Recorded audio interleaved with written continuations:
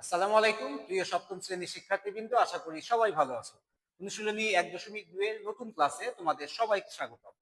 আমরা আজকে তোমাদের মূল বইয়ের শেষ যে অঙ্কটি, আমরা নমুনা প্রশ্নের যে 6 নম্বর কোশ্চেনটি ছিল সেটি নিয়ে আলোচনা করব। এই টপিকটা হচ্ছে সংক্ষিপ্ত প্রশ্ন। তোমরা জানো যে তোমাদের কিন্তু এখন 20 মার্কসের সংক্ষিপ্ত প্রশ্ন আসবে। 10টা আসবে, এক একটা 2 মার্কস ক্যারি করবে, তোমরা 10 দুগুণা 20 মার্কস। সে এখানে স্যাম্পল 4টা সংক্ষিপ্ত প্রশ্ন দিয়েছে। তো আমরা দেখি কি কি প্রশ্ন এখানে দিয়েছে এবং কিভাবে এগুলা সলভ করতে হয়। আমাদের প্রথম যে অঙ্কটি দিয়েছে সেটা হচ্ছে দুটি ক্রমিক সংখ্যার বর্গের অন্তর 37 হলে সংখ্যা দুটি নির্ণয় করো। আমরা কিন্তু এখানে যে কোশ্চেনগুলো দিয়েছে আমরা সবগুলো শেষ করে ফেলেছি, জাস্ট রিভিউ করার। তার মানে বলছে দুটি ক্রমিক সংখ্যার বর্গের অন্তর 37 হলে সংখ্যা দুটি নির্ণয় করো। এখন সংখ্যা দুটি তো আমি জানি না আসলে কি কি দেওয়া আছে, তাই না? তাহলে সংখ্যা আমার ধরতে হবে। আর ক্রমিক সংখ্যার ক্ষেত্রে আমি কিভাবে ধরতে পারি? ক্রমিক সংখ্যা ধরো 1 এর ক্রমিক সংখ্যা 2, আবার 2 এর ক্রমিক সংখ্যা 1। তার মানে আমি যে ক্রমিক সংখ্যাটা ধরবো তার পরেরটাও তার ক্রমিক সংখ্যা, সেই সংখ্যার আগেরটাও তার ক্রমিক সংখ্যা। আশা করি বুঝতে পেরেছো। এখন ধরো আমি ক্রমিক সংখ্যা ধরলাম একটা ক, এবং ক ধরো 2 এর মান। তাহলে এর পরেরটা যদি আমি ধরি তাহলে কি ধরবো? তখন তো 3, তার মানে ক প্লাস 1। এই কর ক্রমিক সংখ্যা হচ্ছে ক প্লাস 1। অথবা আমি এর আগেরটাও ধরতে পারি, তখন আমি কি লিখবো? ক মাইনাস 1। ক মাইনাস 1, 2 মাইনাস 1, তার মানে 1। আশা করি বুঝতে পেরেছো কিভাবে ক্রমিক সংখ্যা ধরতে হয়। তাহলে এখানে আমি ধরে নেব প্রথমে যে ধরি দুটি ক্রমিক সংখ্যা কি কি আছে।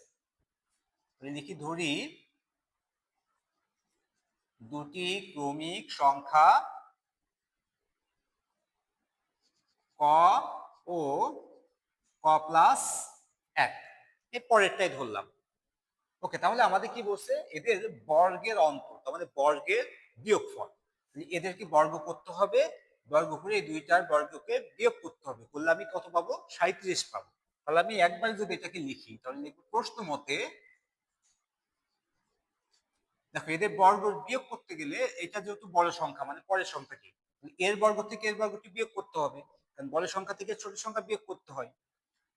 তাহলে প্রশ্ন মতে ক প্লাস 1 এর বর্গ আর ক এর যদি একটা সংখ্যা এর বর্গ দিয়ে দিলাম, এই দুইটাকে বিয়োগ করতে হবে, করলে আমি সে অন্তরটা পাবো কত? 37।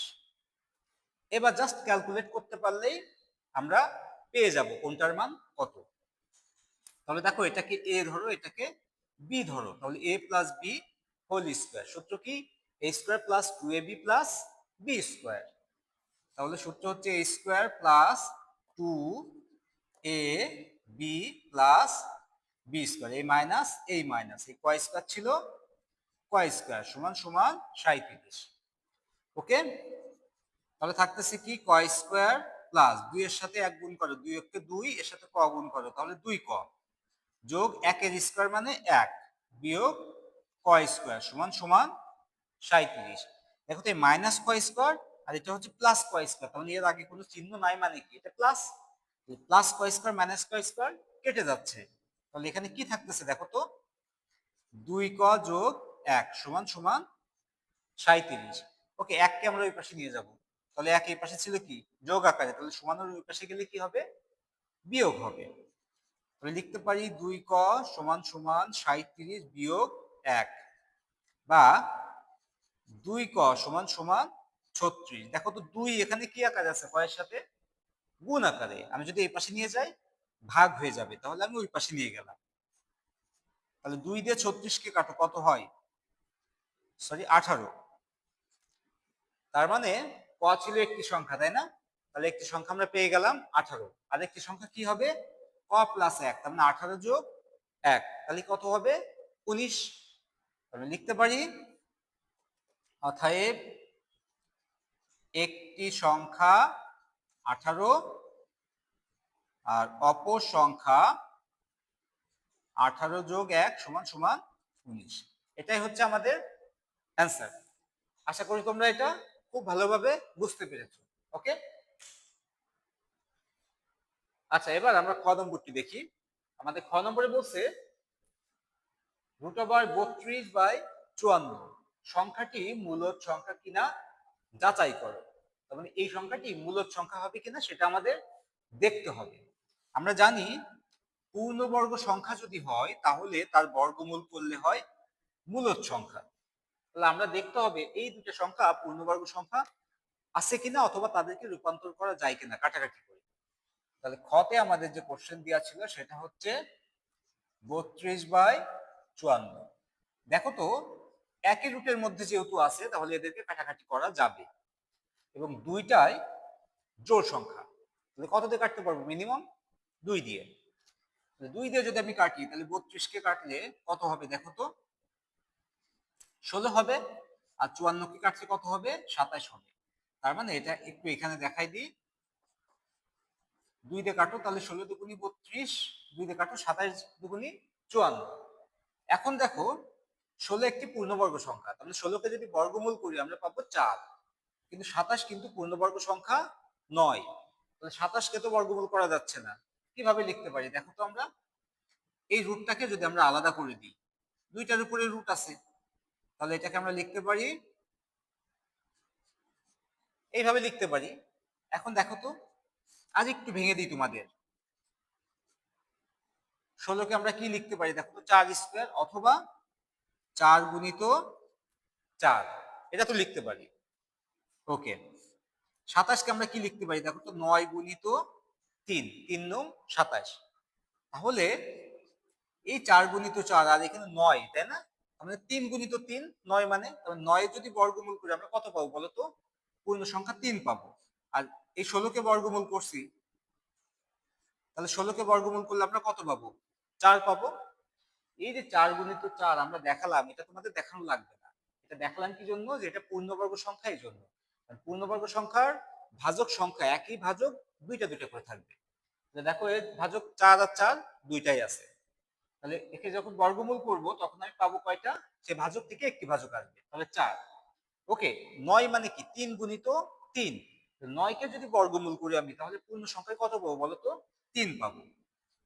আর দেখো তো এই যে রুটটা এই 9 এর উপরেও আছে 3 এর উপরেও আছে, এই 3কে যখন বর্গমূল করব তখন কিন্তু আসে পূর্ণ সংখ্যা দিতে পারবে না। তাহলে আমরা এইভাবে রেখে দিলাম। এখন দেখো 4 একটি মূলদ সংখ্যা, 3 একটি মূলদ সংখ্যা, আর √3 হচ্ছে একটি অমূলদ সংখ্যা। 3 হচ্ছে মৌলিক সংখ্যা। মৌলিক সংখ্যার বর্গমূল অমূলদ সংখ্যা। আর অমূলদ সংখ্যার সাথে মূলদ সংখ্যা যোগ আকারে থাক, বিয়োগ আকারে থাক, গুণ আকারে থাক, ভাগ আকারে থাক, যেভাবেই থাকুক না কেন সেটি অবশ্যই কি হবে? অমূলদ হবে। তাহলে এটা হচ্ছে একটা অমূলদ সংখ্যা, এর সাথে দুইটা মূলদ সংখ্যা, একটা গুণ আকারে আছে একটা ভাগ আকারে আছে, পুরো সংখ্যাটি হবে অমূলদ সংখ্যা। তাহলে লিখতে হবে অতএব 4/3 সংখ্যাটি একটি অমূলদ সংখ্যা।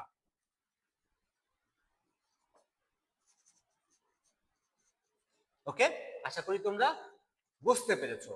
এখানে বলছে সংখ্যাটি মূলদ সংখ্যা কিনা যাচাই করো। তুমি এই কথাটা এইভাবেও লিখতে পারো, সংখ্যাটি একটি অমূলদ সংখ্যা, অথবা লিখতে পারো যে সংখ্যাটি মূলদ সংখ্যা নয়।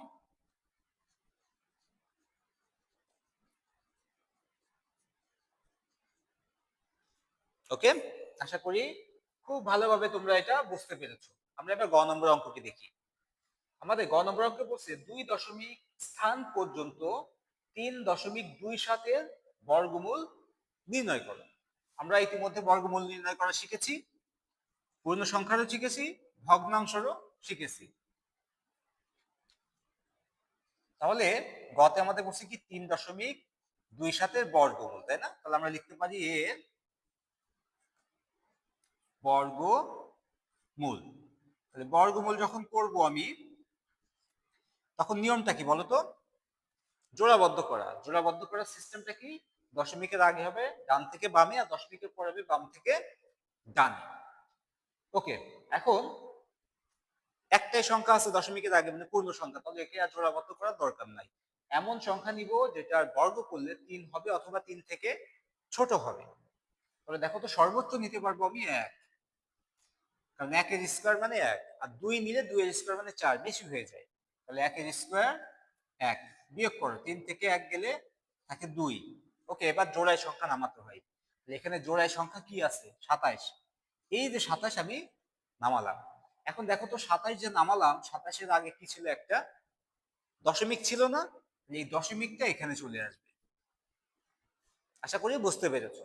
ওকে, এবার আমার কাজ কি? এবার কাজ হচ্ছে এখানে যে সংখ্যাটি ছিল এটা সেটা এখানে হয়ে যাবে ডাবল। এখন দেখো, এখন আমাদের এখানে এমন সংখ্যা নিতে হবে এখানে যে সংখ্যা এখানেও বসবে এবং এই দুইটার গুণফল হবে 227 অথবা এর চেয়ে ছোট। ধরো আমি এখানে যদি 5 নিই, তাহলে এখানে কত হবে? 5, 25 গুণিত 5, 5 25 125, আমার লাগবে 227, আরো বেশি লাগবে তাই না? তাহলে আমি নিতে পারি, ধরো এখানে 8 নিই, কত হয় দেখি? 8 8 64, 4 হাতে 6, 8 দুগুণে 16, 16 আর 6 22। দেখো একদম কাছে চলে এসেছে তাই না?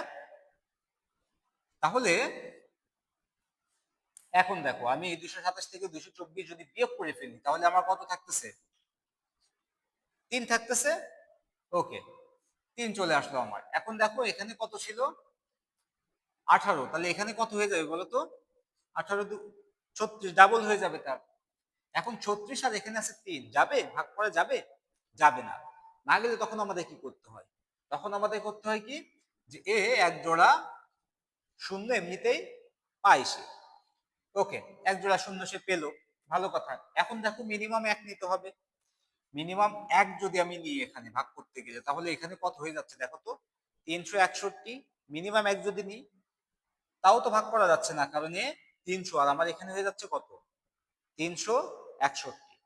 তাহলে এটাও যখন যাচ্ছে না তখন আমার কি করতে হবে? আরো এক জোড়া শূন্য নামাতে হবে। এই যে আরো এক জোড়া শূন্য আমি নিলাম অতিরিক্ত, এর জন্য এখানে একটা শূন্য হবে, এই শূন্যটা এখানেও চলে আসবে।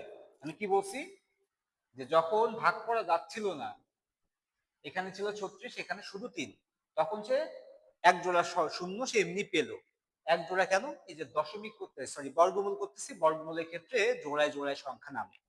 তাহলে এ পাবে কি? এক জোড়া শূন্য পাবে। আর মনে রাখবা দশমিকের পরে এই 3.27, এরপরে কোনো শূন্য নাই, কিন্তু এরপরে যদি তুমি 1 কোটি শূন্যও দাও এর মানের কোনো পরিবর্তন হবে না। তাহলে দুইটা শূন্য আমি নিছি, তাও দেখতেছি এটা ভাগ করা যাচ্ছে না, আরো ছোট হয়ে গেছে। আরো দুইটা শূন্য আমি নিছি, যে এক জোড়া শূন্য সে এমনি পেত, ভাগ করা গেল না বলে অতিরিক্ত আরো এক জোড়া শূন্য আমি নিলাম। এই যে অতিরিক্ত এক জোড়া শূন্য নিছি, এর জন্য এখানে একটা শূন্য হবে, এই শূন্যটা এখানেও হবে। ওকে, এবার দেখো এখানে কত হয়েছে দেখো তো? 30,000। আমার এখানে কত হয়েছে দেখো তো? 360। এখন আমি কত নিতে পারি? ধরো যদি এখানে 1 নিই তাহলে এখানেও হবে কি? 1। তাহলে এখানে কত হচ্ছে দেখো তো? 3601। 3601 কতবার নিলে 3601-এর সাথে 1 গুণ করলে এখানে হচ্ছে 3601, তাহলে কম হয়ে যাচ্ছে অনেক। এখানে কতবার নিলে এই 30,000-এর কাছাকাছি মান পাওয়া যাবে? ধরো আমি 7 বার যদি নিই তাহলে কত হচ্ছে দেখো তো? 3607, এর সাথে গুণ হবে কি? 7। 7 7 49-এর 9, হাতে 4, 7 শূন্য শূন্য, তাহলে 4 বসে গেল। 6 7 42-এর 2 হাতে থাকে 4, 3 7 21 আর 4 26, সরি 21 আর 4 25, অনেক কম হচ্ছে তাই না? তাহলে আমি যদি 8 নিই তাহলে দেখি কত হয়। 8 8 64, 4 হাতে 6, 8 শূন্য শূন্য, তাহলে 64 বসলো। 6 8 48-এর 8, হাতে থাকে 4, 3 8 24, 24 আর 4 28। এই দেখো কাছাকাছি চলে আসছে। এখন মনে হচ্ছে 9 নিলে কি হবে? দেখি 9 নিলে হবে কিনা। 3 6 0 9 গুণিত 9, 9 নং 81, 1 হাতে 8, 9 শূন্য শূন্য, তাহলে 8, 6 নং 54, 4 হাতে 5, 3 নং 27 আর 5 32, বেশি হয়ে যাচ্ছে দেখো 9 নিলে। তাহলে দেখলাম 8 নিলে ঠিক আছে, তাহলে 8 নিলে এখানে 8, এখানেও 8, আর এই 8 এর সাথে টোটালটা গুণ করলে কত হবে? 28,864। ওকে, এখন যদি বিয়োগ করি, 4 আছে কতটি 10 হবে? 6 হলে হাতে 1, 6 1 7, 7 আছে কতটি 10 হবে? 3 হলে হাতে 1, 8 1 9, 9 আছে কতটি 10 হবে? 1 হলে হাতে 1, 8 1 9, 9 আছে কতটি 10 হবে? 1 হলে হাতে 1, 2 আর 1 3, বসে না। 3 3 শূন্য বসলো না। এখন আমাদের অঙ্ক প্রায় শেষ। তোমাদের একটা প্রশ্ন আসতে পারে মনে, যে এখানে গতে আমাদের বলছে 2 দশমিক স্থান পর্যন্ত 3.27 বর্গমূল নির্ণয় করতে হবে। আমি কেন 3 দশমিক স্থান পর্যন্ত গেলাম? কেন গেলাম সেটা হচ্ছে আমরা যখন অ্যান্সার লিখব লিখবো অতএব 3.27 এর 2 দশমিক স্থান পর্যন্ত আসন্ন মান, সরি 3.27 2 দশমিক স্থান পর্যন্ত বর্গমূলের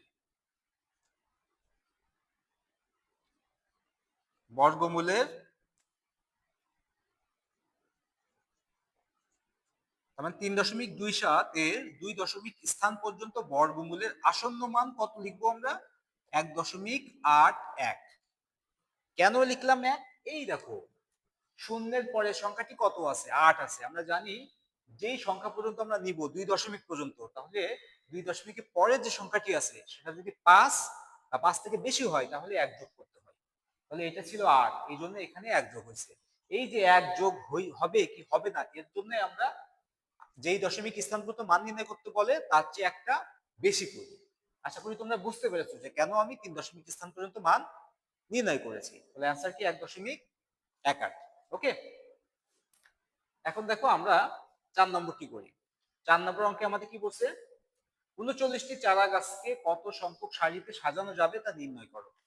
এই কোশ্চেনটা খুবই সহজ, খুবই ক্রিটিক্যাল। কেন ক্রিটিক্যাল বললাম দেখো, তুমি বলতে পারো 39টি গাছকে 39 সারিতে সাজাবো, তার মানে একটা গাছ, দুটো গাছ, তিনটে, চারটে, পাঁচটা, ছয়টা, এক এক সারিতে তুমি একটা করে গাছ লাগাবা। তাহলে কয়টা হবে টোটাল? 39টা সারি হবে। ওকে, দেখো তো 39কে কোন সংখ্যাতে ভাগ করা যায়? 3 দিয়ে। 3 13 39। তাহলে তুমি বলতে পারো যে আমি এক এক সারিতে 3টা করে গাছ লাগাবো। তাহলে কয়টা সারি হবে? 13টা সারি হবে। আবার তুমি বলতে পারো যে আমি এক একটা সারিতে 13টা করে গাছ লাগাবো। তাহলে কয়টা সারি হবে? 3টা সারি হবে। তাহলে আবার বলতে পারো যে আমি একটা সারিতে 39টা গাছ লাগাবো। তাহলে কয়টা সারি হবে? একটা সারি হবে। তাহলে আসলে অ্যান্সার কোনটা হবে? আমি কি বলেছি তোমরা কি বুঝতে পেরেছো কিনা? আমি আরেকটু ক্লিয়ার করে বলি। দেখো যে একটা ফিল্ড, এই ফিল্ডে ধরো তোমার বাবা তোমাকে 39টি গাছ কিনে দিয়েছে, দিয়ে বললো যে একে সারিবদ্ধভাবে লাগাও। তুমি করলে কি? যে একটা গাছ, দুইটা, তিনটা, চারটা, পাঁচটা, ছয়টা, সাতটা, আটটা, নয়টা, 10টা, 11, 12, 13, 14, 15, 16, 17, 18, 19, 20, 21, 22, 23, 24, 25, 26, 27, 28, 29, 30, 31, 32, 33, 34, 35, 36, 37, 38, 39। এই যে এক একটা সারিতে, এই একটা সারি, একটা সারি, এগুলা সব এক একটা সারি, তাই না? একটা সারিতে তুমি একটা করে গাছ লাগালে, তাহলে টোটাল কয়টা সারি গাছ লাগাতে পারবে তুমি? 39টা সারি হবে তোমার। অথবা তুমি উল্টা করলে যে 39টা গাছই এক সারিতে লাগাই দিবে, তাহলে তোমার সারি হলো কয়টা? একটা। অথবা তুমি চিন্তা করলে যে আমি 3টা করে গাছ লাগাবো একটা সারিতে, তাহলে এক এক সারিতে যদি 3টা করে লাগাও, এই যে একটা, দুইটা, তিনটা, চারটা, পাঁচটা, ছয়টা, 7, 8, 9, 10, 11, 12, 13, 14, 15, 16, 17, 18, 19, 20, 21, 22, 23, 24, 25, 26, 27, 28, 29, 30, 31, 32, 33, 34, 35, 36, 37, 38, 39। এই যে এক একটা সারিতে 3টা করে লাগালে, তাহলে দেখো তুমি 13টা সারি পেলে। অথবা তুমি চিন্তা করলে যে এক একটা সারিতে আমি 13টা করে গাছ লাগাবো, তাহলে তুমি সারি পেলে কয়টা? 3টা। তাহলে 4 ধরনের অ্যান্সার আসতে পারে এখানে। এখন তুমি কোনটা লিখবা? প্রথমে পড়েই মনে হচ্ছিল খুব সহজ, এখন একটু কনফিউজিং মনে হচ্ছে না? আসলেই তো। আমি কোনটা অ্যান্সার দিব? দেখো এখানে মজার বিষয় হচ্ছে, আমরা যে অধ্যায় নিয়ে আলোচনা করতেছি এই অধ্যায় হচ্ছে বর্গমূলের অধ্যায়। কিসের অধ্যায়? বর্গমূলের অধ্যায়। মানে এই অধ্যায়ের অঙ্কগুলা সবগুলা করতে হবে হচ্ছে বর্গমূল সেন্সে। তার মানে এই 39টি গাছকে যদি বর্গ আকারে সাজাতে যাই আমি, তখন আমি কয়টা সারিতে লাগাইতে পারবো? এই সেন্সে কিন্তু এখানে অঙ্কটা করতে হবে। তাহলে যেহেতু বর্গমূলের অধ্যায় থেকে অঙ্ক করতেছি, অঙ্কটা অ্যান্সার করতে গেলে বর্গমূলের সেন্সটা আমার মাথায় থাকতে হবে। তাহলে আমি কি করব? 39-এর বর্গমূল বের করব, করে বর্গমূল যেটা হবে আমি সেই কয় সারিতে এটা সাজাইতে পারবো। তাহলে আমরা লিখতে পারি 39 এর বর্গমূল করি। তাহলে 39-এর যদি বর্গমূল করি আমরা, তাহলে বর্গমূল করার সিস্টেমটা আমরা জানি। প্রথমে জোড়বদ্ধ করা, অলরেডি এক জোড়া সংখ্যা আছে, তাহলে এমন সংখ্যা নিতে হবে যার বর্গ করলে 39 হবে অথবা 39 থেকে ছোট হবে। তাহলে দেখো তো আমরা কত নিতে পারি, 6। তো 6 6 36, থাকে কত, 3। ওকে, 6 এখানে আসলে 12। আর কি ভাগ করা যাচ্ছে দেখো তো। তুমি তো চারা গাছ ভগ্নাংশ আকারে লাগাইতে পারবে না, যে একটা চারা গাছকে 4 ভাগে ভাগ করলাম করে তারপরে লাগাবো। তাহলে লাগাইলে পূর্ণাঙ্গ গাছ লাগাইতে হবে। তাহলে 6 সারিতে লাগানো যাচ্ছে, আরো 3টা গাছ অতিরিক্ত থেকে গেছে, তাই না? তখন আমাদের লিখতে হবে এখন, অতএব 39টি গাছকে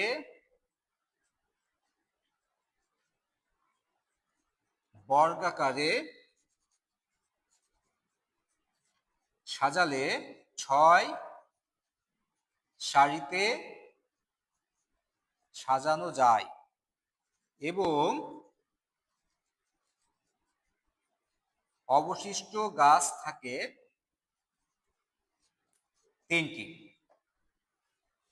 আশা করি তোমরা বুঝতে পেরেছো।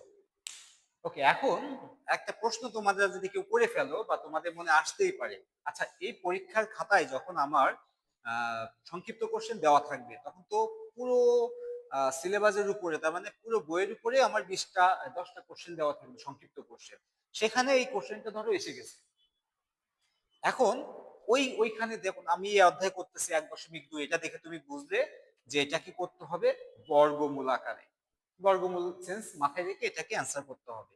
আর পরীক্ষার খাতায় তো ওইভাবে দেওয়া নাই যে এই অঙ্কটা আসছে 1.2 থেকে বা এই অঙ্কটা আসছে 1.1 থেকে, এভাবে তো দেওয়া থাকবে না। তখন কি আমার এই নিয়মে না করলে কি ভুল হবে, যে আমি এই নিয়মে করলাম না, আমি করলাম কি ওই নিয়মে, যে কে এক সারিতেও সাজানো যায়, 39টাকে 39টা সারিতেও সাজানো যায়, আবার 3টা করে লাগালে 13 সারিতে সাজানো যায়, আবার 13টা করে লাগালে 3 সারিতে সাজানো যায়।